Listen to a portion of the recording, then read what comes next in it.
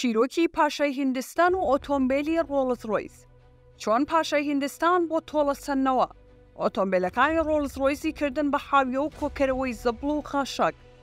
ئەم چیرۆکی بۆتان دەگێڕینەوە 100 ساڵ لەمەوبەر ڕوویداوە، بەڵام کاریگەریەکەی تا ئەم ڕۆژ لەسەر یەکێک لە گەورەترین و ناوازەترین کۆمپانیەکانی ئۆتۆمبیل لە جیهاندا بەردەوامە.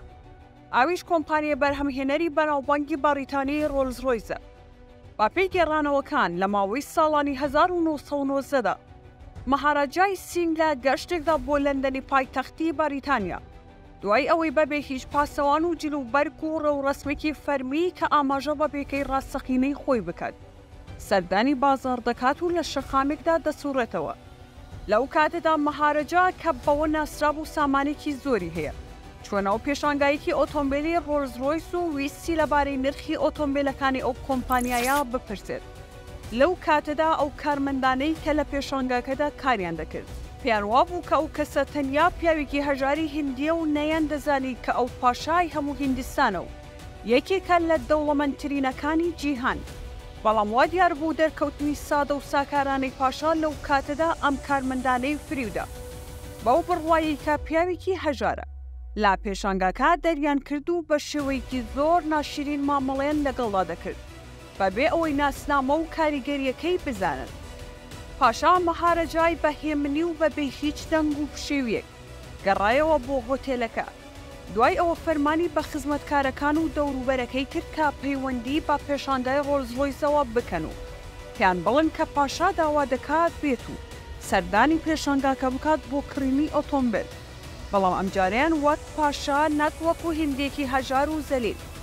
لەو کاتەدا ستافی پێشانگاکە شێوازێکی فەرمیان بۆ ساز کرد و لالایەن بەڕێوبەر و کارمەندە باڵاکانی کۆمپانیاکە پێشوازی لێکرا.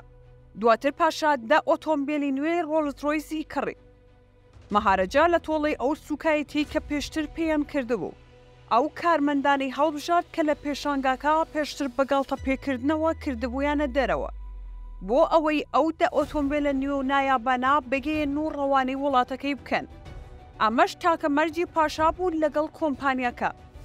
بەڕێوبەرەکەش سەرەڕای سەرسوورمانی لە داواکاری مەهاراجا و بەبێ ئەوەی هیچ ئاگادارێکی هەبێت پاشای هیندستان چی دەکات لە داهاتوودا ڕازی بوو.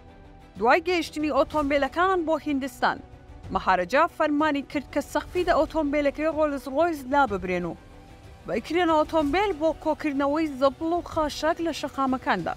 ئەمەش وەڵامی مەهاراجا بوو بۆ ئەو سوکایەتەی کارمەندەکان بەرامبەریان کرد لە لەندەن. ئا سوکایەتیکردنا بە بەناوبانگترین بڕاندی ئۆتۆمبیلی ئەو کات کە گوزارش بوو لە لوکسی و جوانی.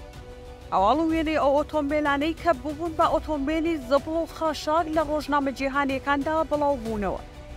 ئەوەی مەهاراجای هیندستان کردی قەیرانێکی گەورەی بۆ ڕۆڵز ڕۆیس دروست کرد و زیارێکی زۆری بەناوبانگی کۆمپانیاکە گەیان. بۆ ئەمەش کۆمپانیاکە ناچار بوو پەیوەندی بە پاشاوە بکات و بە فەرمی داوای لێبوردنی لێ بکات. کۆمپانیاکە داوایان لێکرد واز لە بەکارهێنانی ئۆتۆمبیلەکانیان بهێنن بۆ کۆکردنەوەی زەبڵ و خاشاک. لا بەرامبەردا لە بری ئەوە دا ئۆتۆمبیلی نوێن وات دیاری بۆ نارد.